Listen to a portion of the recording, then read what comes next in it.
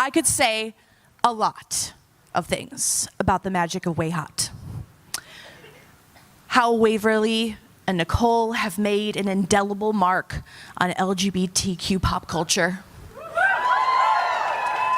How a fandom became a movement.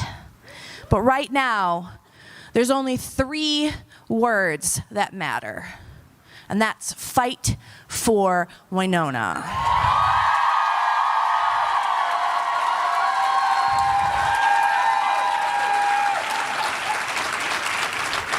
So let's show them what 1,000 Earpers sound like, all right? Say it with me now. Fight for Wynonna! Fight for Wynonna! Fight for Wynonna!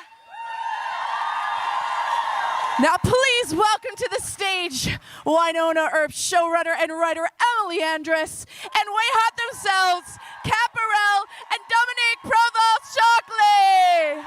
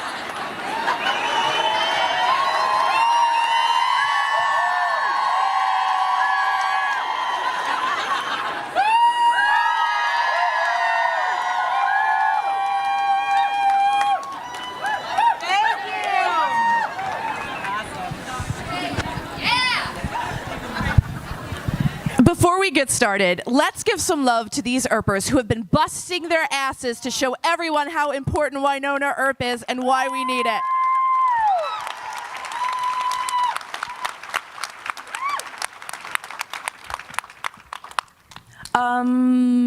So. Hi, Dana. Ladies. Dana, everybody.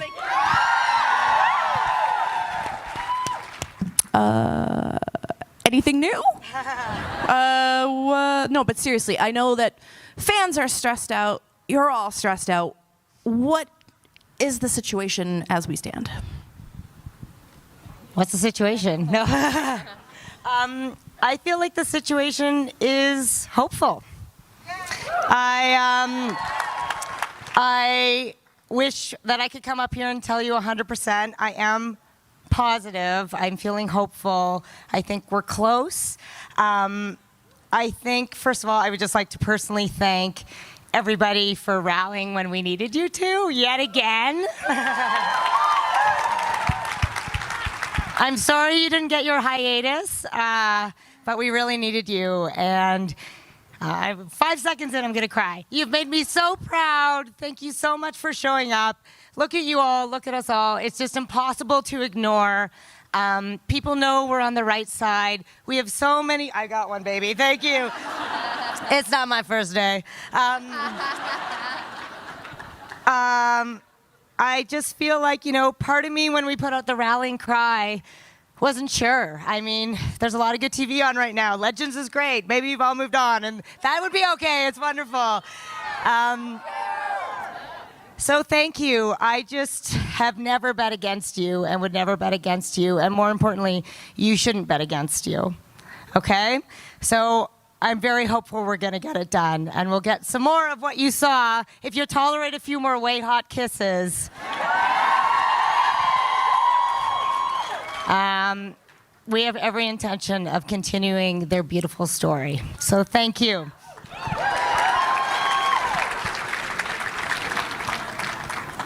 Okay, so let's get to the real reason why we're here. This panel is called The Magic of Wayhaught. Quite magical, are they not? So I want all of you to tell me what you think that really is. What is the magic of Wayhaught? I mean, like, this is the magic of Wayhaught, I think. I think that the magic of Wayhaught was one of the first, I think, examples in pop culture of how powerful a fandom can be when they finally see themselves on screen. And I think what we've been able to witness with how incredible the past 4 years have been. We were talking about this a little bit last night. It's when you take a community of people that don't feel represented in a way that makes their hearts happy and makes them feel seen and makes them feel loved and included and accepted and celebrated. But when you do that, it's like you can create things like this. You can move mountains. And I think that's the power of Wayhaught.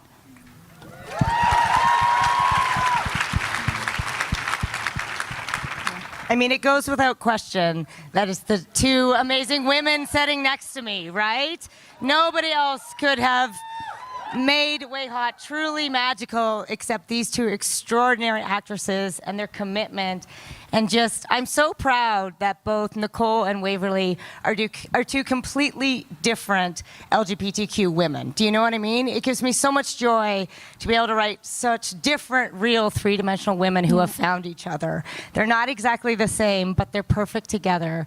And I just think it speaks so much to Dom and Kat and just their trust and their chemistry and their hard work. So I'm so immensely proud of them. Just watching that video, how far they've come. But from the first second, you just could see it. So I think it's Dom and Kat, right?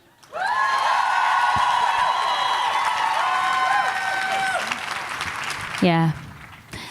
So, hi guys. I think I'm a little bit speechless, to be honest, from that video. I was bawling my little eyes out back there because it's like we have come on so far. Not just us, but the whole show and everything.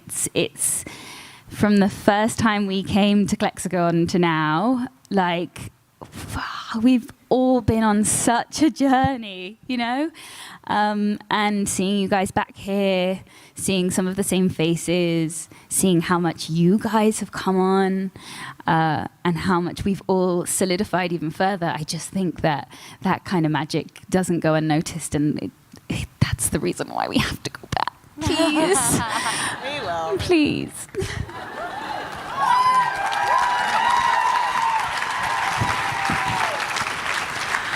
Dom, I'm going to stick with you for this moment here. Learning that Waverly was, half angel, how'd that go over when you first found out? Everybody found out, I think, before me, and then I was like, what? Right? And Em was like, wait, you didn't know? Do you remember we were at the two? It's the second time for something, yeah. But I kind of love that about our journey with the show, because every time I read anything, to be honest with you, I was just as happy about all the tiny little scenes and tiny little nuances in Waverly's journey. Yes, it was epic, and obviously I really want wings at some point. And but yeah, it's just yet another gift on the road of Waverly's journey. So, Kat, in season 3, Nicole picks up a lot more responsibility, becomes the sheriff.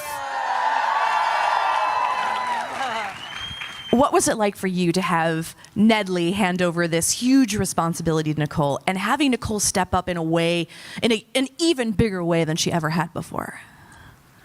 I think Nicole, it was scary for her. I think because she's got, not only is it her job, but it's her family. And we are such a tight-knit group, and she knows so much about the supernatural going-ons of Purgatory. So I think she really knew, I think when she came to Purgatory, she thought it was going to be more of a normal job. And, naturally in a town called Purgatory.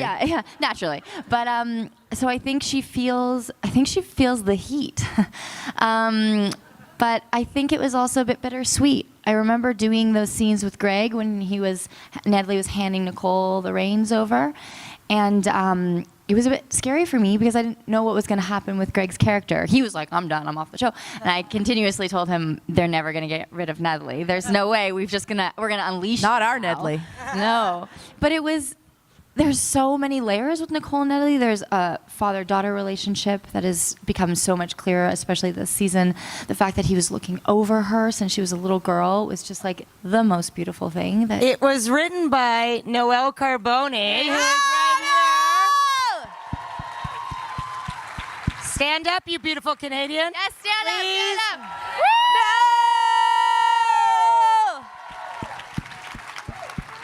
That episode I can also see her had blush some, from here. some gnome wives, some Nicole and Wynonna handcuffed together. Basically, your classic masterpiece. So go see her later and say congrats. Yeah. I just think thank you for that amazing episode. I have never gotten to be part of an episode that went in a million different emotional directions, all within 50 pages. It was a masterpiece. It was a masterpiece. It was incredible.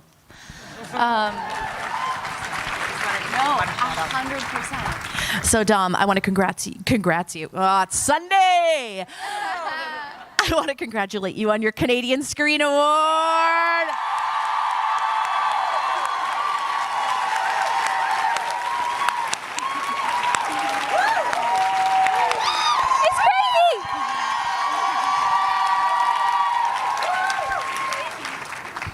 Crazy beans. Totally crazy beans, you guys. A little birdie told me, and her name actually is Dominique, and it was on YouTube, She sounds great. that, and I'm not going to put you on the spot because it's Sunday and everyone's tired and your eyes they look like they're about to cry.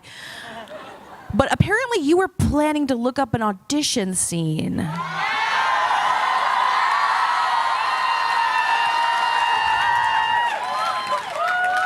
And that you might reenact the fateful moment at the next convention you were attending, but here we are. Guys. Okay, so here's the thing. I'm really silly. I'm really silly for promising things. Really silly for promising things. In Seattle, that panel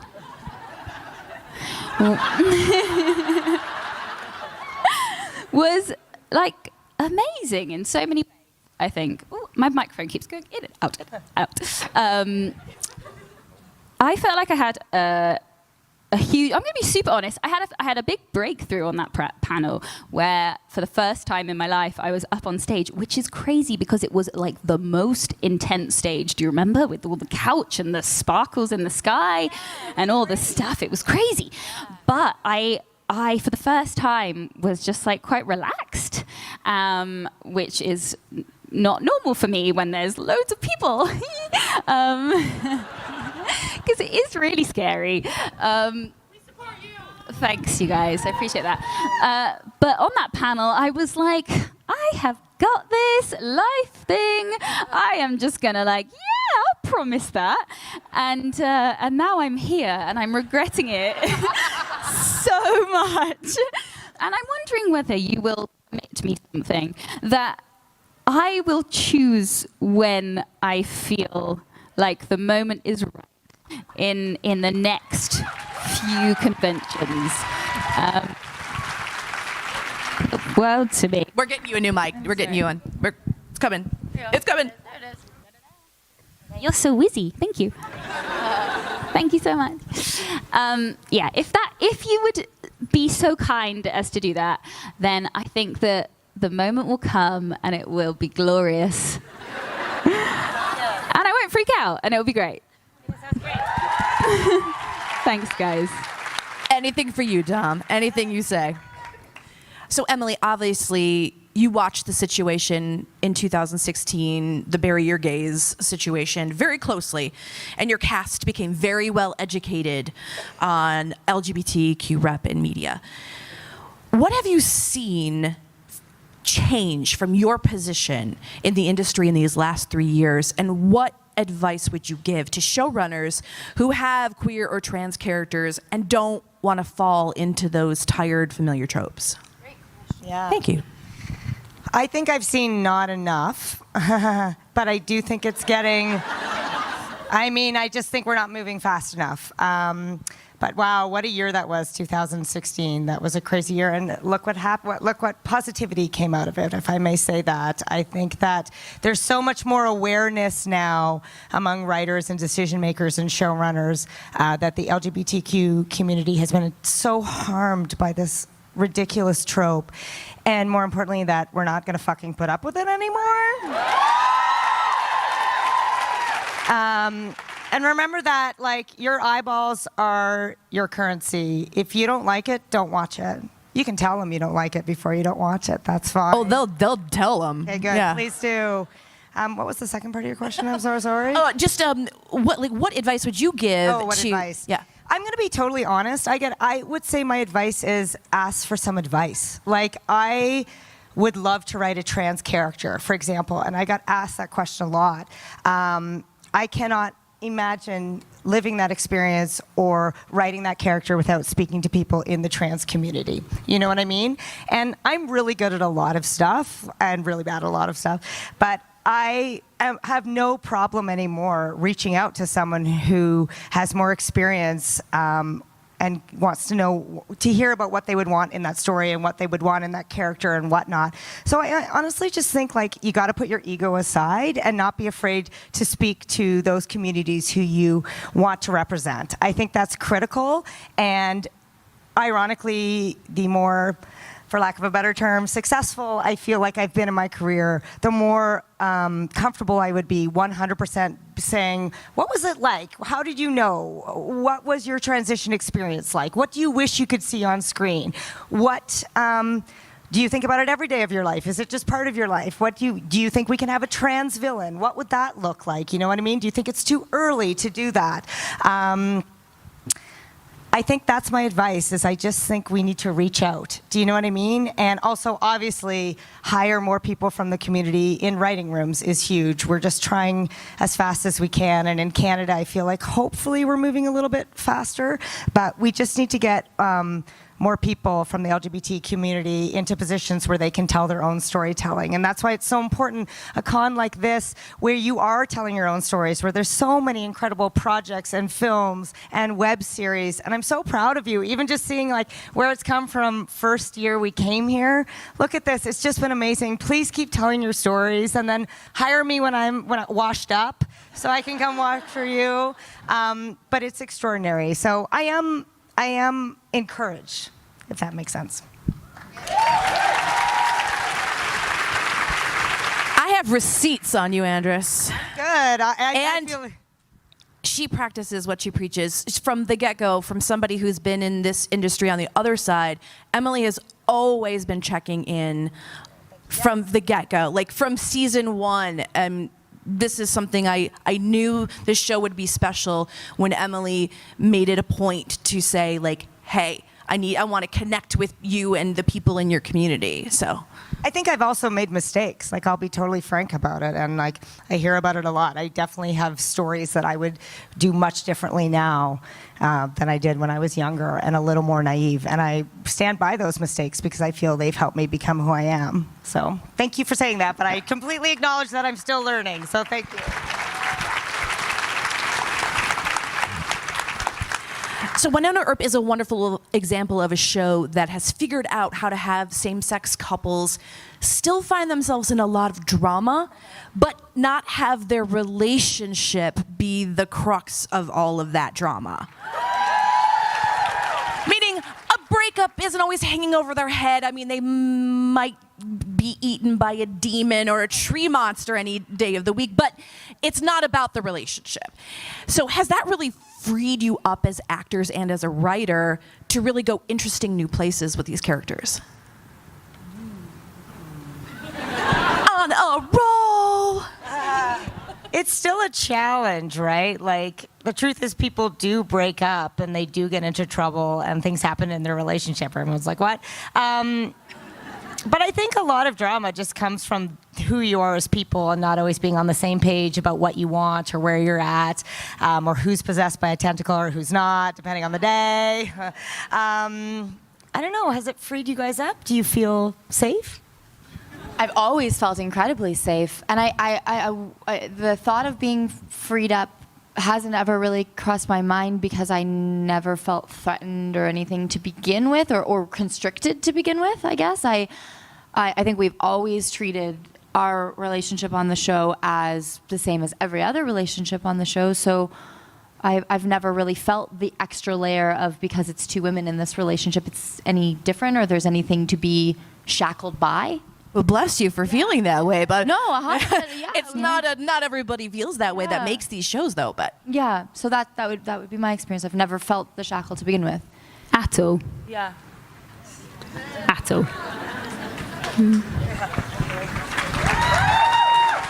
It's true. Just, yeah. so, what have been some of your favorite moments of season 3? Since we can't really talk about season 4 yet.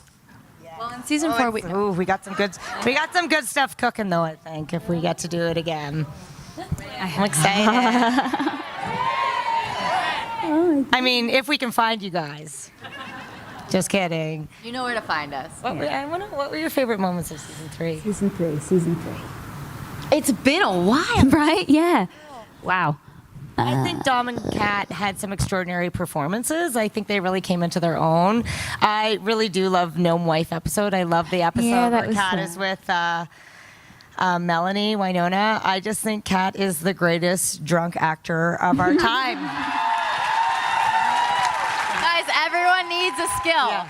Everyone needs something. To be clear, she's not an alcoholic in real life. So when you put the headline, but playing drunk. It's a skill. I think Dominique has never been better than an episode called Jolene.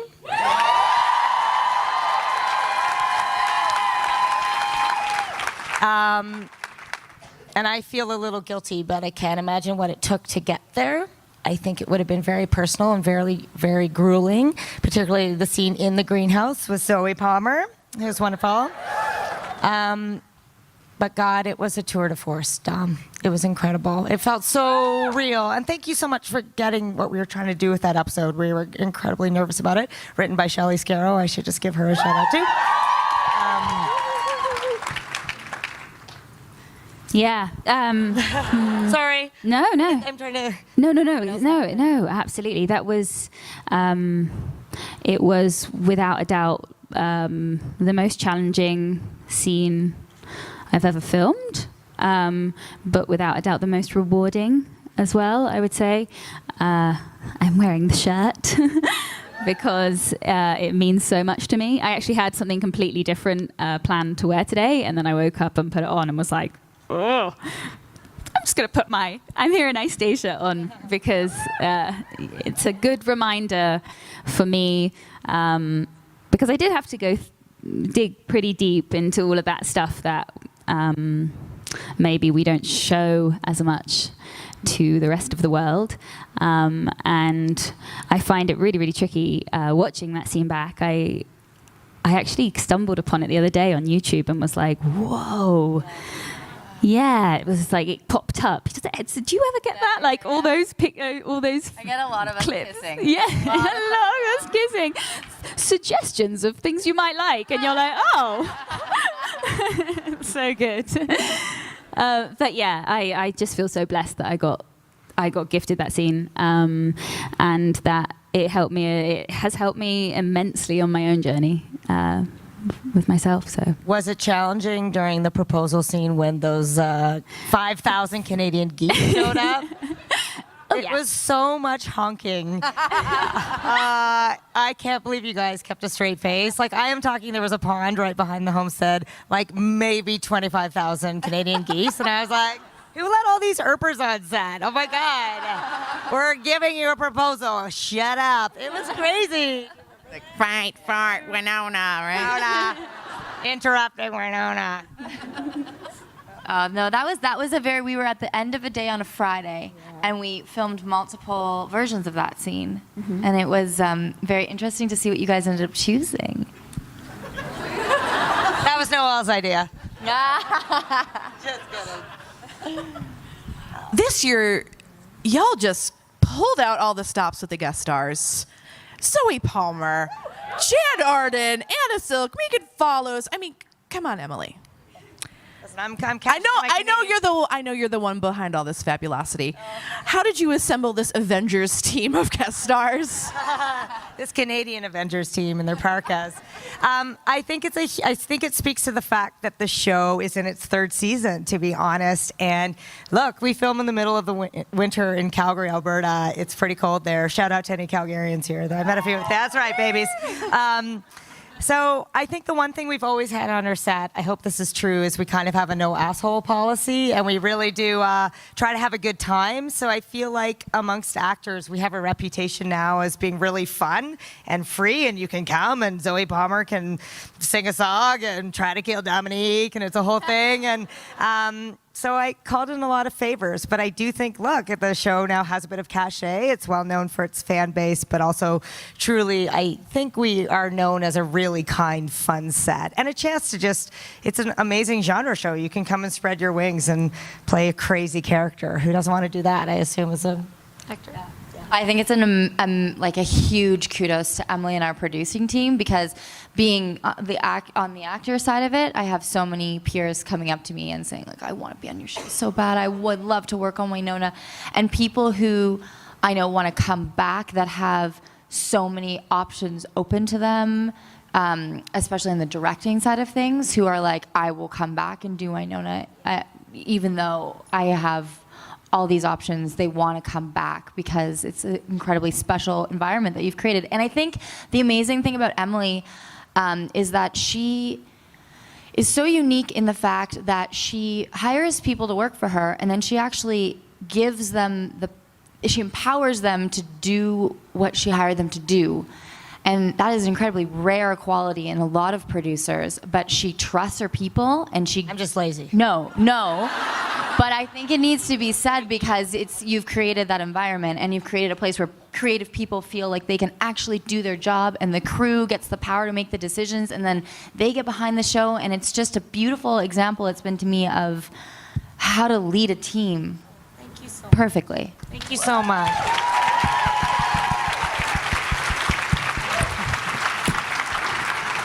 So while we are waiting for Wynonna to get back on track, can you share with us some other things that you all have been working on, or at least gave us vague descriptions of stuff and things? I know, Dom, you just were recently announced that you're going to be in a Christmas queer movie, Seasons of Love through Tello.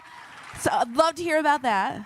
Thank you. Yeah, I'm really excited about it. Actually, I haven't spoken to either of these ladies about it. So, By the way, no, I know. I think it's amazing. Yeah, it was one of those things where I read the script and was like, I've always wanted to do like a rom-com kind of thing, but if you're going to do a rom-com, why not do it about something that pushes the boundaries a little bit and gives this beautiful community what they so deserve, a happy ending. Yeah, a happy ending. And for me personally, the reason why the role stuck out to me so much is because I feel like, so I took some time off and went traveling to Brazil for 5 months I think everyone probably knows that. But, huh? Who's Carla? Oh, right, yeah, that was, I was traveling with her last time when we went to Southeast Asia. Is that what you mean? Yeah. Yeah, sorry. Is your name Carla, or are you just yelling at your own name? You got to plug yourself. It's okay. I like it.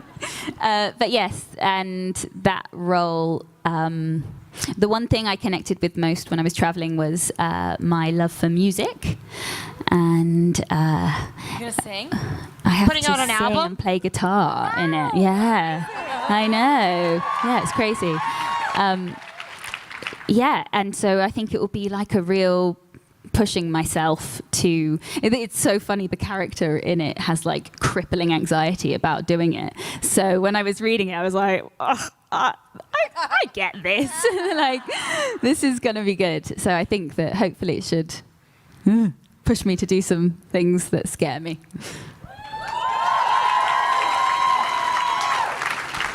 me, I'm doing like all these spaghetti at the wall things of trying to make other projects. So I've been working on a little web series called Pooched, which you guys have been so supportive with the Traveling Bernies. Thank you guys. So I just want you really quickly to know, we didn't get IPF, but I also want you to know it was the 3rd time I've been rejected by the IPF, so I'm really used to it. But we've moved on to explore more funding. We actually took all the metrics of all the engagement you guys did and put together this huge marketing document, and it's really, really boring but very helpful. And so thank you for that. And then I've also spent the last year developing a half-hour warm family comedy that I was during Canadian Screen Week actually in Toronto also to pitch that to some networks, which was a really exciting experience for me to get to that stage with a project. And I'm taking the directing program at UCLA right now. Awesome! So it's been a lot of like on the other side, developing myself and being back in school has been exhilarating. And I go through like, I'm terrified I could never do this to like, oh, maybe I could be okay at this. And it's this huge cycle, but like what an amazing learning curve. And I just like, I saw you, I'm so energized. I feel my creative spirit is on fire and I'm so excited. So those are the 2 things. And then one more like little thingy, this is very small. It's an embryo right now. So it's coming, not that. Not a baby. I am not pregnant. Let's be clear. I'm not pregnant. Holy shit. You gotta warn me before that happens. Sorry. No. Let's clarify. Noelle, get the whiteboard. Don't print that. Get the whiteboard.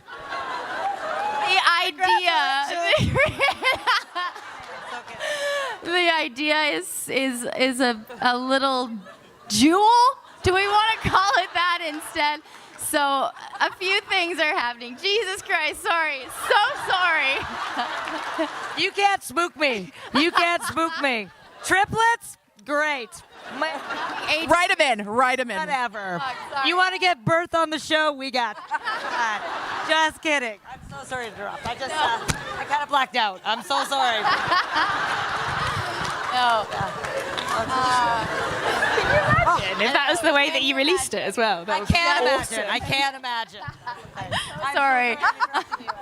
That's it. I'm going to stop now. That's the end. No, Tell us about your jewel. Clarify what this embryo is, please. It's my, I have a feature. I've been on a journey to find a feature film that I want to have my first feature because directors are really held to their first feature, and if it's shit, then it kind of like haunts you. And so I'm just have, I think, found what it's going to be. So now it's just needs to grow and massage, not inside of my body. Just to clarify. Yeah.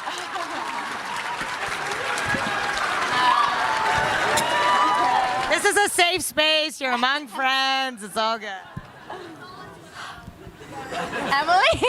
Wow. Do you need a sip of water? No, I'm good. You honestly can't spook me anymore.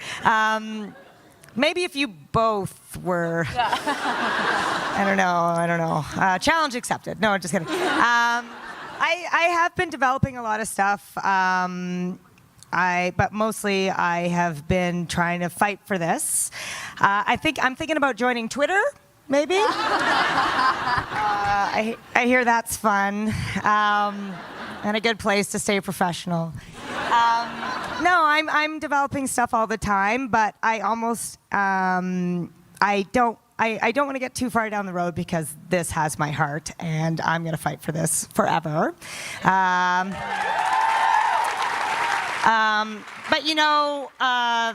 obviously, I'm always looking at new properties, new comic books. If anyone knows anything good, feminist, LGBTQ stuff, that's kind of my wheelhouse. I never want to leave that. SyFy is always looking for new stuff, so I do have a few ideas and a few properties I'm pursuing. But mostly, I just yell. I just yell about this and make phone calls, and I'm happy to do it. And I'm ready to go. We have 6 outlines pretty much ready to go. So we got to figure out how to get some people out of the garden, and if there was a barber in there, just like It'll grow, guys. I'm not worried about what's next for me personally. I'm so happy these guys are doing stuff, though. I think everybody should do their stuff. For me, I'm just like, no, I just want to finish this story and tell this story. So, like, finish it in 10 years. Don't worry. What else can we do? That's such a good question. I really wish I just could come out and say what I want to say. But it has mattered so much. I know sometimes it feels like you're just yelling into the void. I met so many fans who got quite tearful, and I get it, who just feel like angry and frustrated. I think this has made such an enormous difference, and I really want you to know that everybody behind the scenes is, I believe the technical term is pooping their pants. No, they're busting their butt. And we have so many people who aren't as vocal as us behind the scenes working their ass off. We have so many good people in the press, Bridget, all you guys, who are making sure we're being heard. I think just the fact that it is getting picked up showcases what a ridiculous situation this is. We have people who want to help us make it. There's one thing I'm going to say that's a little controversial. There's been a talk about funding it from the fans. I don't want to take your money that way, if that's okay. If you want to buy a cheerleading outfit, I got one. If you want to buy a set visit, that's fine. I think that's a last resort. I think right now these are companies that are big companies that make a product that you do buy by consuming it. So let's give them the chance to do what they said they would do. I would just say, please don't give up hope. No, there's so much we can't say, but if things took a turn and things weren't going well, I would put up the bat signal, the Wayhaught signal. What's the Wayhaught signal? It's a pair of angel wings. No, what is it? So you're doing what you're doing. Just like, please keep yelling, if that's okay. So thank you. That's it. I think we can handle that. Okay, good, yeah. White, no chill. I know you have a ton of questions, so let us open the audience Q&A, please. So sorry. Oh, that was great. I didn't realize what I was saying. Like it's fine. Murder tree. Murder tree. Murder tree. I'm not that tall. I appreciate it, but I'm not that tall. Tree number 5. Hi. Love your work. Thank you. It's actually a question about that. We were wondering if you have any plans for like a murder tree redemption arc. Asking for a friend. Asking for a friend. What about a murder tree love triangle? Like, I think we're like open. Waverly's in the garden. She meets a soft, vulnerable There's trees in the garden. poplar. Yeah, trees in the garden. Trees in the garden. Listen, it's that kind of show, you know. I hear Sigourney Weaver is interested in coming on as a tree. That's a total lie. But absolutely. I don't know if we're done telling the story of the trees. We don't really know what the hell was happening with them. So We're good, guys. We're good. Thank you. have your agents call me for audition. Hello, ladies. I'm Jen from the Earp Fiction Addiction, the podcast all about Wynonna Earp fan fiction. As promised, I'm here to ask for yet another fic prompt for our lovely authors. Oh. Did you do the Goyava one? Yes. Oh my People goodness. boiled Did you goyava. see it? Yeah. I know. They can't read it. You can't read it, but yes, people did. Yes. Did it go down For well? reasons, Yes, it right? They can't read it. They can't read. Yeah, I know you can't read the fiction, but while we don't have canon content right now, we do have fic. Then that is helping us kind of get through. I'm so glad it exists. Thank you so much. Yes, absolutely. Yeah, fic is a huge resource for the fandom, and we love it when we get a prompt, either intentional or not, from you guys. So, yeah. They're in a boat. Awesome. That's it, just the boat? You guys can add. One of them has amnesia. Okay. And something to do with bad seafood. Okay, fic authors, you've got it. In a boat, bad seafood with Barrell, amnesia. bringing the sex. Bringing the sexy. Thank you, ladies.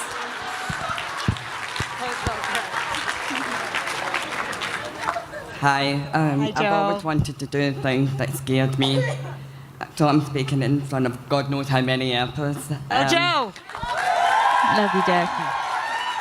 we've seen Wynonna Earp really take off over the past few years with EarpCon popping up all over the US and Canada, all over. And it's a generous, loving fandom, and people have found love and they've found family. And what has it been like for you to witness that in real life and online as well? Well done, Joe. You Joe. Legend. It's still so surreal for me. I can't believe you get what we're trying to do with the show and enjoy our stories. And I think one of my favorite things is just how warm and generous you are about all the crazy things we do on the show. You're part of the joke and you're part of the family, and that's why it makes me so happy that you're fighting, because I've said this to a few fans. I really feel like you built this. This is your show too, and you have the right to save it. Do you know what I mean? We were talking a bit about our first Clexacon, and when we walked out to the Wayhaught Panel, the first year, I just knew this was once in a lifetime. And Kat made everyone do the wave. Should we do it again? We gotta do it again. Yeah. Start the wave! Hey, yeah! Hey, we're going over here. 1, 2, 3.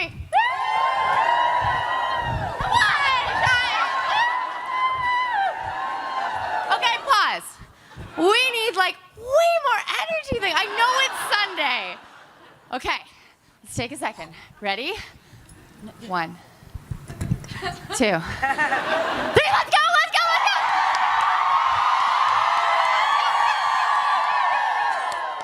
That was so much better.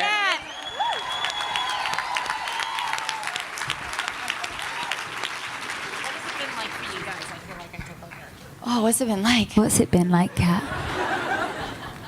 I mean, like, I never ever thought that I would be part of, well, anything like Are you out of breath? I am. Clearly, I need to exercise Fair a little enough. more.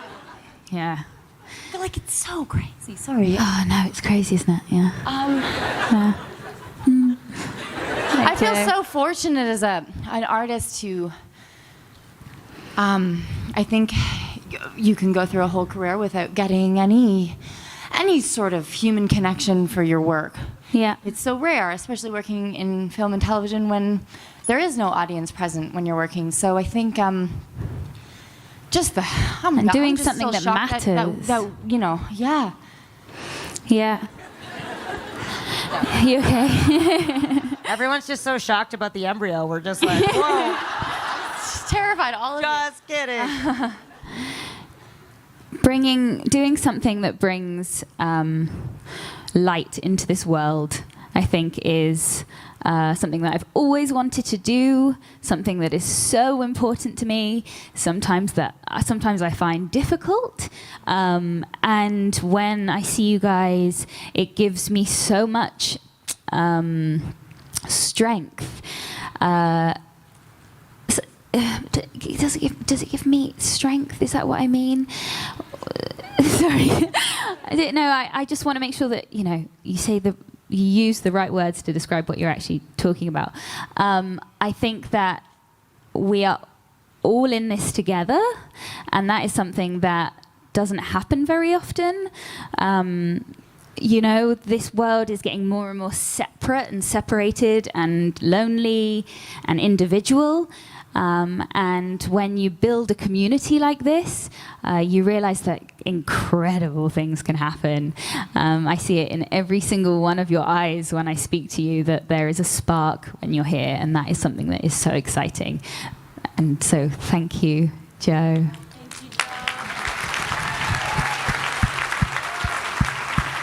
I don't know if we would be such a family if you all weren't such a family together. We do. I think we like each other. We do. I've never had a cast like this that are just, you're all such extraordinary people inside and out. It's a shame about your faces, but we'll get through it. They are extraordinary people, and I truly think it's lightning in a bottle. I say that all the time, but that's what's made it special. But if you have a choice, you can choose to be kind, I think, and choose to be positive, and that's what we've done, and it's made all the difference. So thank you.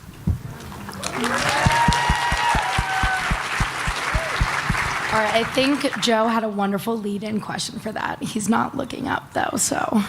Oh, well. In the spirit of kindness, and I know, Kat, you started the Earp Your Animal Shelter. Dom, start the Wave. Emily, you know, you're just a boss. And also, if everyone can please say thank you and give a big round of applause for Kat speaking about her anxiety at Green Ribbon Club's mental health auction. That was incredible.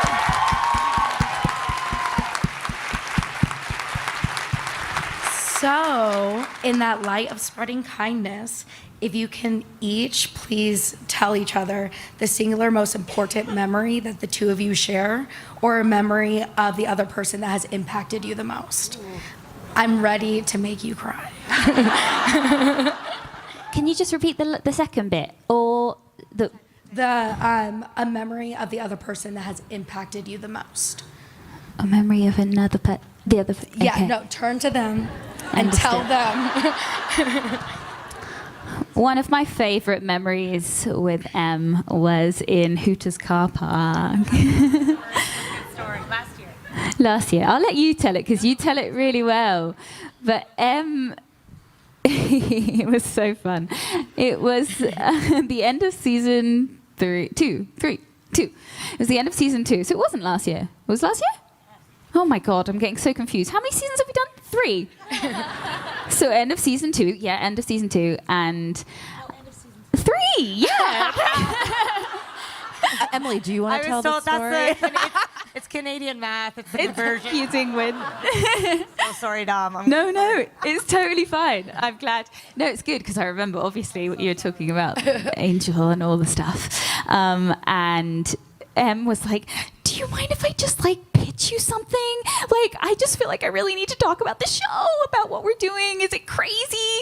And then she just did this huge pitch and told me the last, I think, 4 episodes. Was it? It was last year. Just the last episode. The last couple of times I've come to Clexacon, I've had to be writing the finale in my hotel room. So it was one of the most epic things I have ever seen in my entire life. She went through all of the characters. Where it happened? It was in Hooters car park.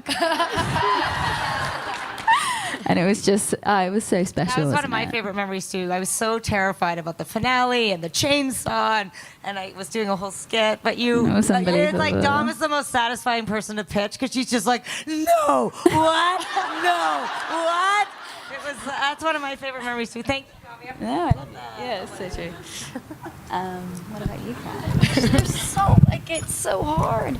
I think one of I don't remember what con we were at, but we were in the hotel room with Tamara Duarte and UK, yeah, and we ordered lobster fettuccine Alfredo or something like that, and we talked about motherhood, and Tamara had just had her baby, and we were talking about, you guys were kind of telling me what it felt like to be mothers, and it was so affirming for me because it's something that I struggle with. It's always really intimidated me, becoming a mother, and it was just one of those moments where 2 really important women in my life were really, and I think Tamara pulled out her birthing video. It was a whole thing.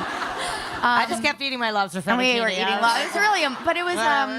I really felt supported by women in my life who I admired immensely. In that moment, I felt really connected to you guys, and that was. Well, my memory is when Dom announced she'd gotten you pregnant at Clexacon 2019.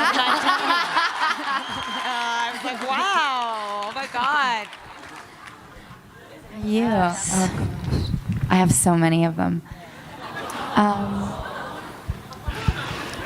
You know what? This is not necessarily an expected one, but I rethought about when we were in your hotel room. Oh my God. Just recently at the last convention. Yeah. That last night was so special. It was so. No, read the room, Dom.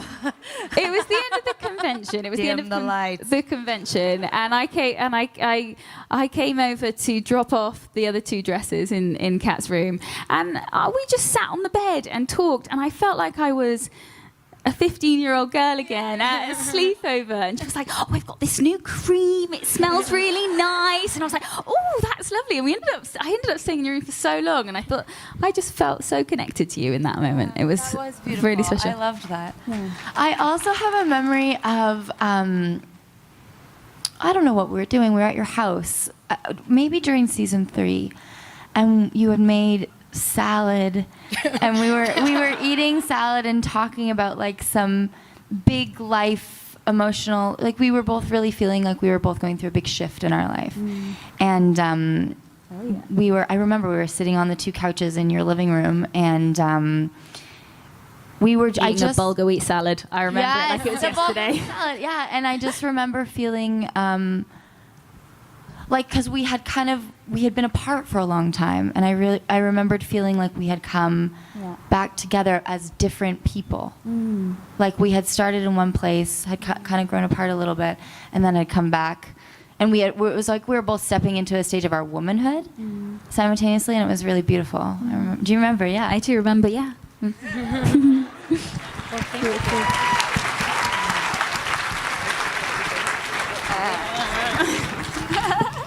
Hello.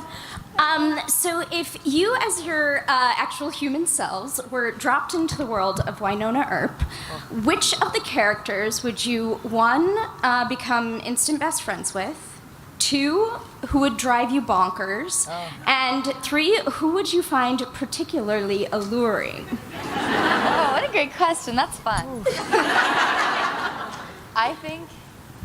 I actually think Doc Holliday would drive me bonkers. Is that a weird thing to say? Yes. I don't know why. I think his like passiveness would drive me nuts. I'd be like, dude, shit's going down. Like, let's go. I was like, have you ever seen that Zootopia episode where she's in the DMV? Yes. And the rabbit? Like, I am the rabbit, 100%. And my husband Ray is definitely the fox. He just like enjoys watching me try to navigate the world with like immense frustration and how glacial it moves sometimes. But that's what, I don't know. I think Doc Holliday would drive me nuts. I feel like I'd be like Kristen who got off the bus. I'd last like 2 minutes tops. Like, I would just be like, nope, like, I think I'd find them all alluring, kind of like when I go to a con with them and I'm like, I'm the writer with the actors, everything's okay. I'm supposed to be here holding my PCA so tight. Like, nope, I definitely am allowed to be here. I'm definitely one of them. She's crazy beans. I think I would find Wynonna both annoying and alluring. And I would want to be friends with her, but again, I'd be... so too bad, but that would be my answer. Yeah, I think I would find Wynonna very intimidating as well. Who I feel like I would get on really well with Nicole. It's hard to think about me and then the characters. Do you know what I mean? You're like, okay, Dominique, going into the Wynonna world and getting along. I think I'd get on with everyone. They're all such great characters. Don't we all want to be friends with them all? I feel like that's the most Dom answer possible. Oh, God. Yeah, it is, isn't it? Yeah, but... Oh, God, my mind's gone completely blank. Sorry. Thank you. Good question. So we probably only have time for 2 more questions. Well, let's throw. Okay. Hi, my name is Chris. I'm from Hungary. All right. Woo! Andras, Hungarian. Okay. Sure. And my question is for Dom. Please don't hate me for it. My friend asked me to ask this question, but... Your friend named Chris from Hungary? No, my friend who's from Hungary, but not here. If we really had to choose between saving Nicole and Wynonna, and only could save one, who do you think it would be? This is an illegal question in this panel. Not mine, really. Keep going. It's an illegal question, isn't it? That is an illegal question. That is an illegal question. I'm sorry. Blame my friend. We're fighting for Wynonna right now, and this is just going to tear us apart. there is no way Waverly would walk out of there with just one of them. Yep. No way. Just wouldn't happen. Never. I think perfect. Thank you. Thank you. Hi. Hello. I'm tall. Oh, real tall. Hey. So I'm getting my master's in writing and producing for television. And my question for each of you, I know, Dom, you said that the Jolene, which phenomenal episode, I wish Shelley was here, was really hard for you. But besides that, like in season 3, as like the creator and as the actors, like what was the most challenging part of that season? Because I feel it had the most like crazy shit happen. So like, what was the hardest part about making it? I think for me it was Dolls' death, like 100%. That was really, really hard. Both episode 2, when it happened with the car crash, and it was hard both physically because it was so cold and Mel was on the cliff and we all had to say goodbye to Shamir. And then I was extremely nervous personally about episode 3, the episode where it was sort of a celebration of him and yet a goodbye. Grief is like a very passive act. It's very sad. It's not very fun to watch, unfortunately. So I knew we had to have some fun and our bar brawl and whatnot. Again, I'm just always so impressed with you all and how open-hearted you are at accepting that stuff and being so generous about it. I think that was the hardest episode for me. I felt the same way with Mel's pregnancy. I feel like the fan response when it was discovered that Wynonna was pregnant, you could have left and you didn't, so that was amazing. But for me, it was definitely Dolls' death. Yeah, episodes 2 and 3. No, it's okay. We're both in this. I can answer one first. I can do this. I can do this. I think that I found the last 4 episodes quite challenging, actually. There was no, not at all. There was just a lot of things to get your head round of all of the things that were happening in such quick intervals.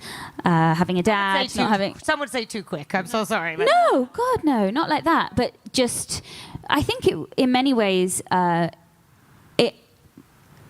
fact that I having a dad, thinking you don't have not knowing who your dad is, finding out who your dad is Wynonna's boyfriend, like all of these things, it's just like, what? Mom coming out of jail. It was mental, and so it was more than anything trying to shift into how I would be feeling, and obviously we shoot out of order and making sure that it all flows nicely. But I think that the very fact that I felt like that actually lent itself quite well because it came out into my performance, and in many ways I think that's how Waverly probably would be, just feeling like the ground is shifting beneath her feet and not being able to quite shift the gears quick enough. Yeah. What about you, Kat?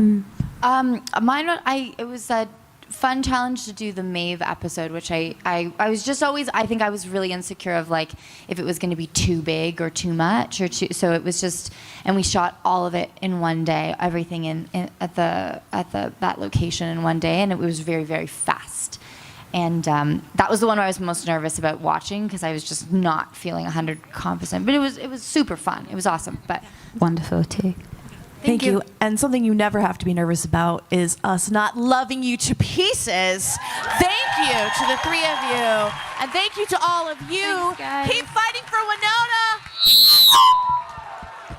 Wow. This is it. We've got to go. Oh my We ran over. Oh my God, Thank you, over. guys. We love you guys. Thank you. Fight for Wynonna.